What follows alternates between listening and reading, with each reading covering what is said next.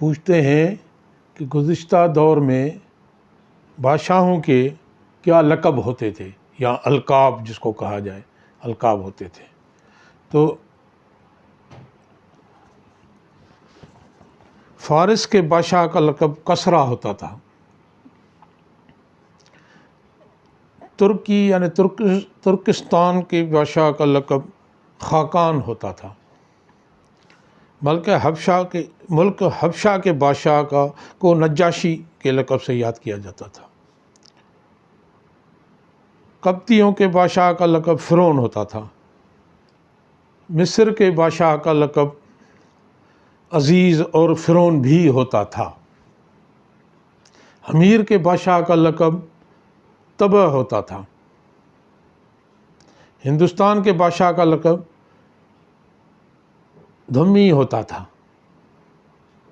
चीन के बादशाह का लक़ब फ़खफ़ूर होता था।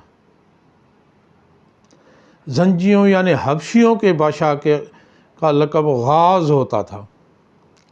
यूनान के बादशाह का लक़ब बतलमियों होता था। यहूदियों के बादशाह का लक़ब केतून या माते होता था। इसी तरह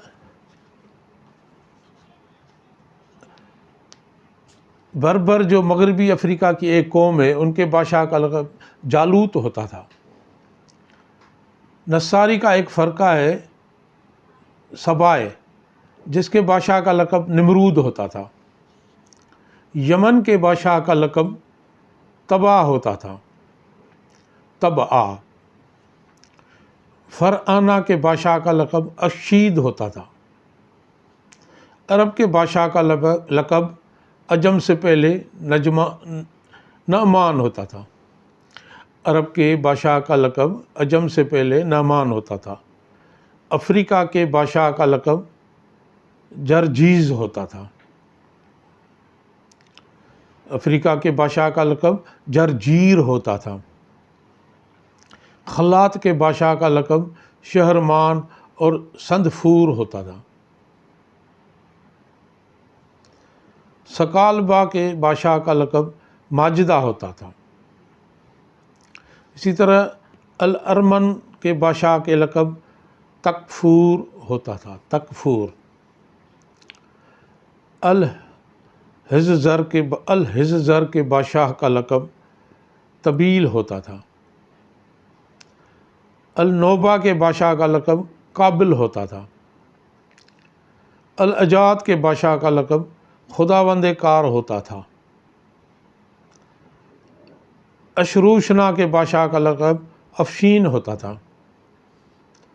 ख्वारज़म के बादशाह का लक़ब ख्वारज़म शाह होता था। जरजान के बादशाह का लक़ब सूल होता था। आइज़रबान के बादशाह का लक़ब सालार होता था। तो इस तरह से ये सारे अलक़ाबात थे जो पुराने बादशाहों को पुकारा जाता था।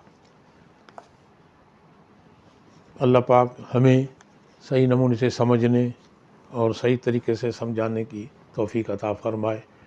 अल्लाह पाक हमें सही तरीके से दीन और दुनिया की भलाइयाँ